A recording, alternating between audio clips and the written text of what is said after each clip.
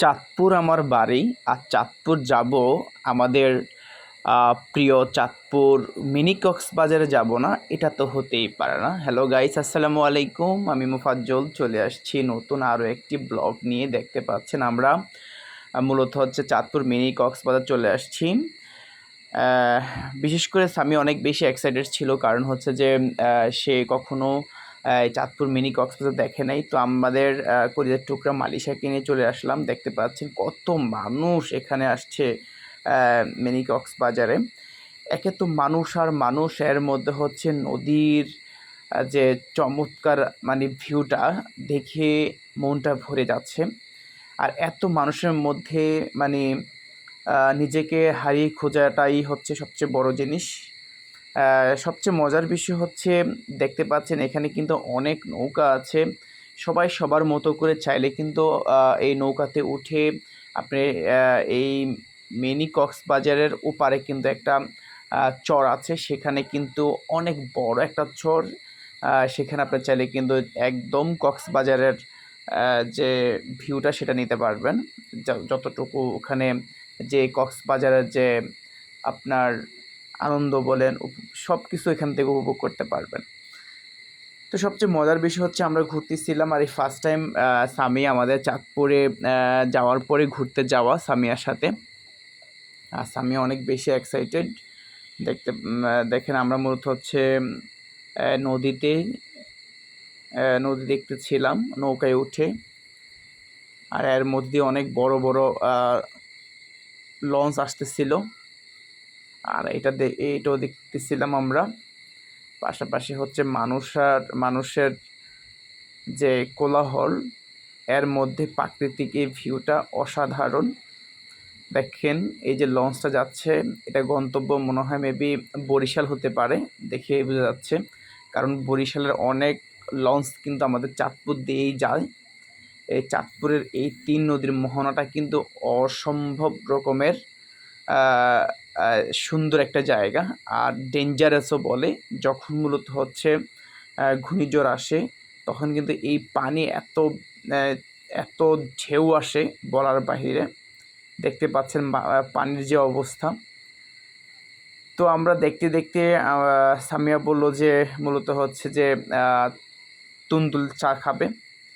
এই চাটা আমার কাছেও খুব ভালো লাগে, আর সামিয়ার কাছে স্পেশালি খুব বেশি ভালো লাগে। আমরা অর্ডার করে ফেলছি। দেখতে পাচ্ছেন উনি মূলত হচ্ছে আমাদের জন্য চা তৈরি করতেছেন। দেখুন, এর মধ্য দিয়ে আমরা চার অপেক্ষায় আছি, চা দিবে কখন। আর হচ্ছে যে স্পেশালি হচ্ছে আমার এই চাটা অনেক ভালো লাগে। আর এখানে কিন্তু বেশ দাম ছিল চায়ের, যেহেতু পর্যটন এলাকা বললে এই ধরনের সব কিছুর দাম অনেক বেড়ে যায়। এটা আপনারা সবাই ভালো করে জানেন। এই যে দেখতে পাচ্ছেন এখন আমার চা দিয়ে দিবে আমাদের অর্ডারকৃত চা চলে আসছে আমার হাতে। দেখতে পাচ্ছেন এটা আমার খুব ভালো লাগে, মাটির কাপের মধ্যে চা অসাধারণ। আর চাঁদপুর আসবো, চাঁদপুরের মধ্যে এসে আমরা ইলিশ খাবো না, এটা তো হতেই পারে না। এই যে আমরা দেখতে পাচ্ছেন এই ইলিশটা অর্ডার করে ফেলেছি। আমরা একটা হোটেলে আসছি খেতে, একদম আস্ত ইলিশ। দেখতে পাচ্ছেন এটা হচ্ছে আমাদের আস্ত ইলিশ। আস্ত ইলিশ যেটা, এটা হচ্ছে আমাদেরটা। তো ইলিশ আমার খুব ভালো লাগে। আর আসলে চাঁদপুরের ঘাটের যে ইলিশটা যারা খেয়েছেন তারা অবশ্যই বলবেন এটা এত সুস্বাদু, এর গ্রানটা অসাধারণ। এই যে এই মাছটা আমাদের কাছ থেকে রেখেছে 1100 টাকা। তো দেখেন এখানে মানে এখানে কত 700 গ্রাম 800 গ্রামের একটা মাছ হবে। যদিও দাম ঠিক আছে, কিন্তু খেতে কিন্তু বেশ মজা।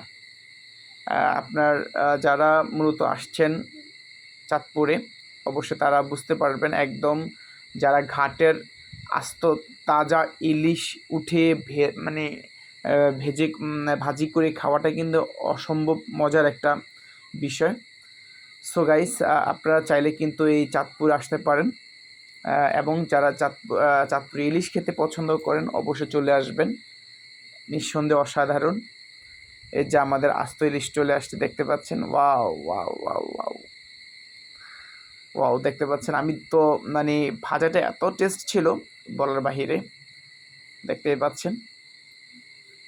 আর সামিয়ার অনেক বেশি পছন্দ ইলিশ, কারণ যদিও কাটা বেশি কিন্তু এটা গ্রানটা অনেক ভালো লাগছে, সেজন্য মূলত হচ্ছে সামিয়ার এটা অনেক বেশি পছন্দ। দেখতে পাচ্ছেন আহ, এটা হচ্ছে সামিয়া এখন মূলত হচ্ছে এটা অর্ধেক করে দিবে, আমাকে দিব অর্ধেক, সামিয়া নিবে অর্ধেক, যেহেতু আমরা দুজন গিয়েছি মূলত। দেখতে পাচ্ছেন ওয়াও ওয়াও, এক গানটা অসাধারণ।